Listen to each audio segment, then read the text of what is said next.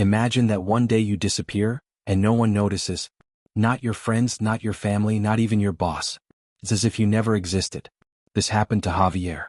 A common man with a monotonous life.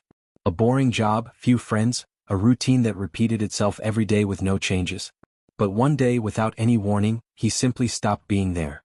The strangest part was that no one noticed. His boss thought he was in another office. His friends assumed he was busy. His family thought he had canceled a meeting without telling them. His phone kept receiving messages, "Where are you? Are you okay? See you tomorrow?" But no one really cared about his absence. It was as if, deep down, they were already used to not seeing him.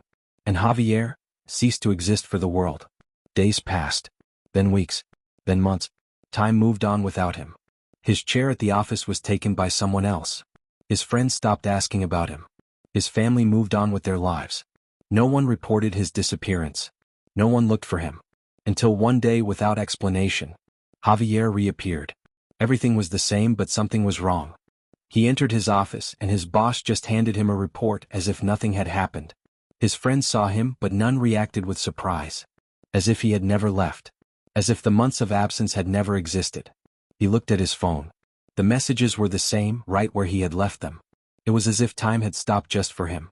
Then he began to notice something more unsettling.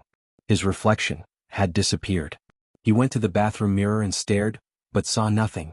He spoke to his coworker, but the coworker barely looked up. He tried to make noise to get attention. No one reacted. He ran down the street, pushed through the people, shouted his own name, but people just kept walking. As if he didn't exist. As if he had never been there. And then he understood. He hadn't come back, because he had never left. Javier had never really disappeared. He had simply never been seen.